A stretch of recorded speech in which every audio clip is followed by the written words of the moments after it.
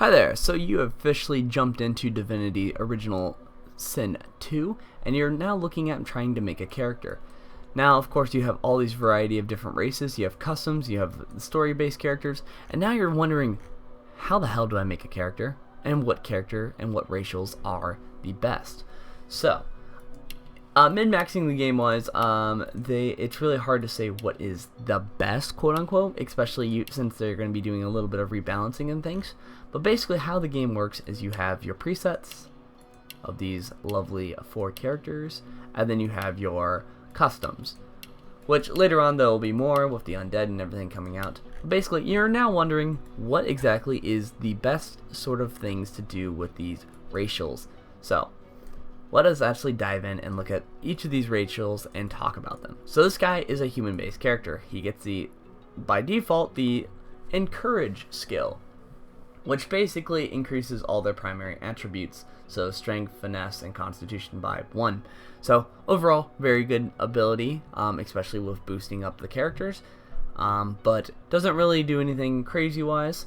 And then he has a special thing for this background of summoning a soul wolf, which is a trusty wolf that can bite and howl at enemies, and its power is based off of its casting level and summoning ability. So, you might be wondering, what type of character do I do with this guy? Well, with this guy, obviously, using that spell is a 3 cost, but it is a very powerful wolf overall. Now, the next thing we got to look at is his actual stats. He gets wits and critical strike, and, well, bartering.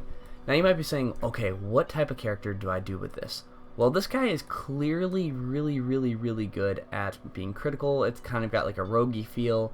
He's all about setup, and he has a companion. If I were to make this character, I would honestly just go with either the Wayfarer or Ranger. Now, you might be saying, why Ranger? I like Ranger because it gives you this nice little ability that heals a target for 30. So you can heal your wolf, you can heal yourself, and you can do that every 4 turns. 100% to set first aid, and 100% to be rested. Now, the next thing that has is haste, which I find really well. But here's what I would actually do if I was this guy. If I was this guy, I would avoid getting Pyro kinetic. Now, you might be saying, why? You're going to be getting that summoning skill because you're going to be making that wolf even stronger. So you've got the Huntsman, which it can increase based off of you being on higher ground, and then you have this, which gives you the summoning skill. Now keep in mind there is a little bit of all different types of builds that you can do with this, but I found this one to be very nice and overall fulfilling. And then what you can do is you have this wolf, right? Well, you can have a incarnate, and then you can have a heal, and then you can also have prevents the.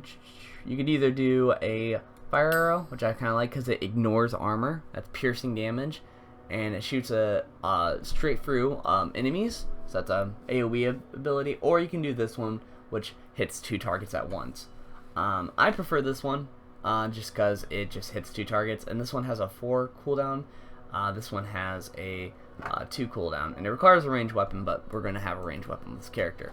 So this is the overall build I would do, because it would not only boost up the wolf, but it would also boost up the ranger part. And with you having this sort of thing, it would also give you some wits, gets you some of your critical, and then you might be saying, well, what type of talent? Arrow recovery seems like a pretty good one, honestly. Just having those special things in general seems really nice, and then having obviously some wits to give you some more of bonuses there, and then having finesse. So overall, having all these abilities is really nice. And plus, he just seems like an Arrow character, and not to mention when you do the origin story, he obviously says, I'm this type of character. So you have a heal, you have a main move, you have 2 different pets to play with. So overall, it just seems like that. And also, both these pets get bonuses based off of your summoning level. Not a bad idea, just saying. So the next one we're going to be looking at is Lois. She is a mad character. She has the same ability of Encourage, which, you know, a nice little boost. Nothing too crazy there. She has the same things with that.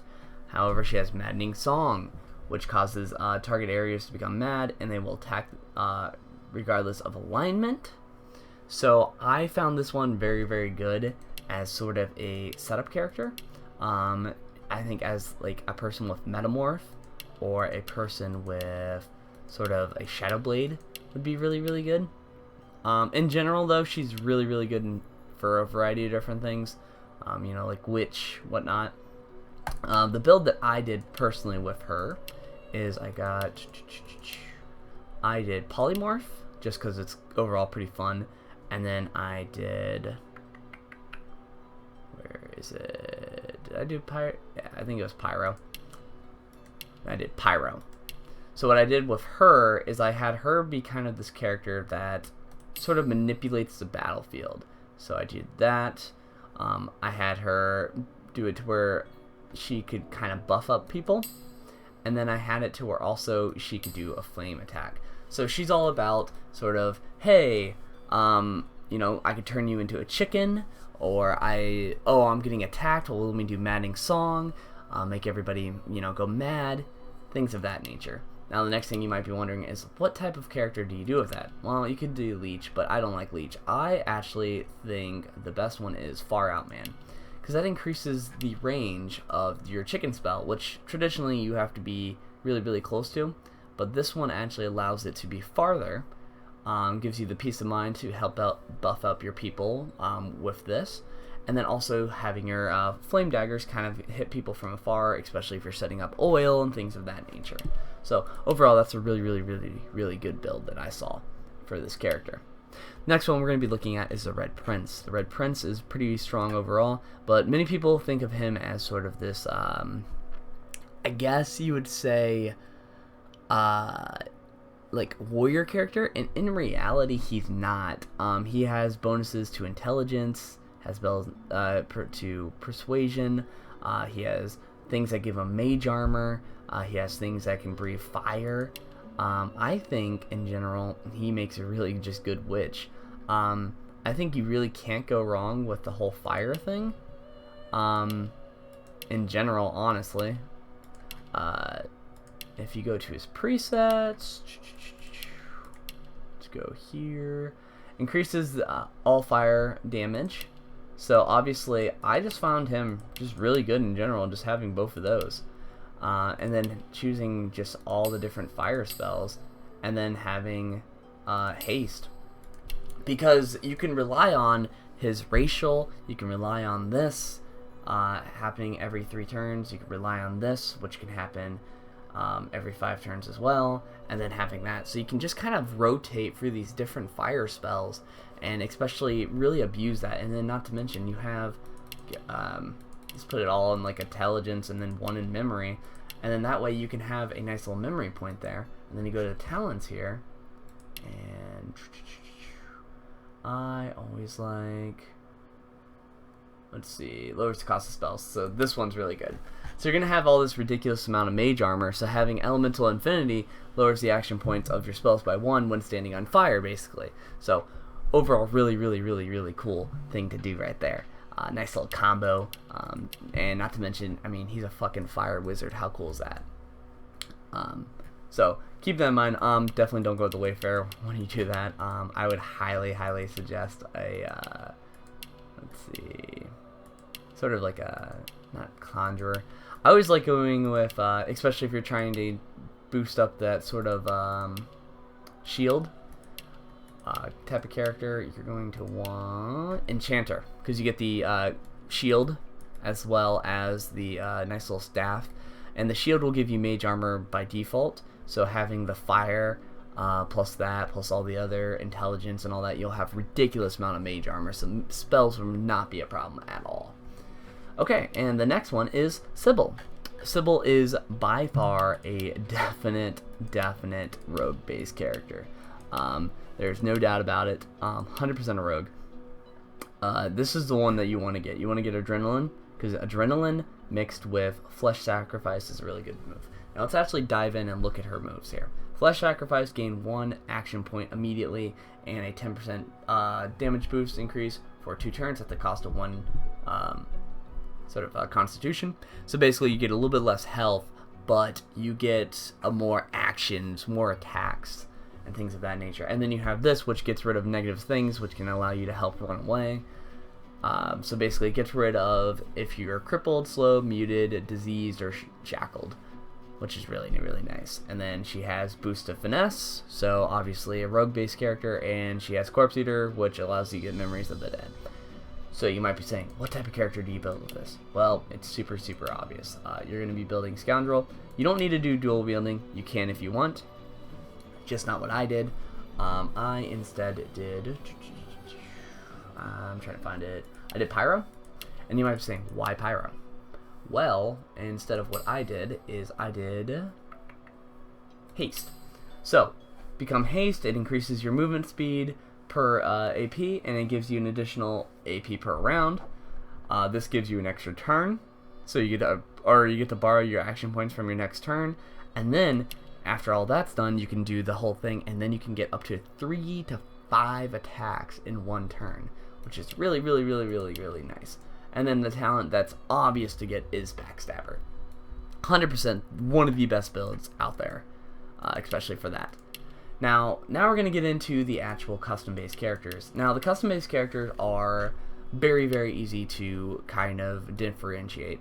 Now, the Dwarves are really, really kind of awkward to talk about because they are really, really good at fighting, yet they have this really, really dumb thing of getting the Dwarven Gill.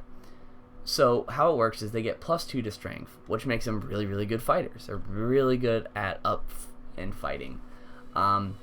However, it also gives them +1 to sneak, which kind of balances out differently than what is traditionally used. And then they have Petrifying Touch, which basically turns a target to stone. However, if they have any physical armor, it could still work, or could still miss. So basically, you want to destroy their physical armor and then freeze them in place. And then with custom characters, they all get Time Warp, which allows them at the end of their turn to immediately get a free turn. Really, really good with, especially using with Sybil, because then she'll just get ridiculous amounts of free moves. But basically, that's how that works. Now, what type of character goes really, really well with these types of characters? The build that I typically go with is you either want to do like an outlandish fighter rogue. So what I typically do is I do a fighter, and then I kind of give him, you know, for example, I always like doing, you do no, you don't want to do Scoundrel. I usually do Necromancer, Geomancer, and then what I do with those is I do Fortify, I do Bloodsucker, so I can just get a nice heal, and then I do Mosquito Swarm, which gives me a heal, another heal, and this one's a heal base attack, and then having Fortify. So I'm just really fortified, strong dude, and then I'll be an opportunist and I'll attack them on the spot. You can also get Comeback Kid, but that kind of only works one time in a fight, where this one constantly attacks whenever they run by. So highly suggest opportunist over the other one. But in general, that's what you try to go with, and then you can do that. But Dwarves are really, really weird. They're one of the different characters out there, but you can kind of make like an outlandish sort of fighter rogue with them. It just basically, they're not really good at being mages, especially since you get that racial offset. Elves we've already talked about, 100% finesse-based characters. They're just meant for that. They've got the finesse for it. They've got the flesh sacrifice. Just in general, everything just works out so perfectly for them to be a finesse-based character. There's not much very difference to the actual preset. Highly would still suggest a rogue, just because you can get basically up to 7 attacks per one turn in the late game. So, in general, flesh sacrifice, really, really good move for the sort of rogue-based characters. Humans, once again, humans are kind of like, you can play them as any role, honestly. The only reason that we did it with the other ones was we were relying on their second base stat. But this is for the guy who doesn't know what he wants to do. This is for the guy who wants to do 2 different things at the same time. This is for the guy who wants to figure out his character as he kind of goes along. This is the character who just wants to, he has a really cool build idea, but he doesn't like the race that it fits with, so he just wants to do like the middle ground. So say, like, for example, you want to be a mage, but you don't want to be a lizard. Spoiler for the next guy. You basically pick human, and you kind of do what you want based off of that character. And then the last one, lizards, which are just predominantly really good at being mages. Now, however, with lizards, you do not want to just go with fire all the time. The only reason that we really did that was because of the offset of the Red Prince already having a sort of a bunch of fire-based stuff, and then having his thing giving mage armor, which would allow us to stand in fire. These guys don't get that extra mage armor, so I mean, it doesn't really matter too much in the late game, but these guys are in general just really good spellcasters. In general, you just want to basically have them always be spellcasters. Like, they're just too damn good. Like, they're just ridiculously good spellcasters, especially with the racials. But the racials don't really matter too much. They do have nice AoE, which is really good to have, especially in the beginning. They can really go with any class, especially the mage ones, though. Anyways, though, I thank you guys for watching. I just wanted to give you guys all the different racial builds and what are sort of the best ones to go along with. In the comments below, tell me what some of the builds that you did, some of the questions you might have, and any comments or feedback that you have about these different builds. These are some of the builds I've been rather successful with, and I found them to be kind of the most fun, especially in classic play. Anyways, like, comment, subscribe, and I'll see you guys next time.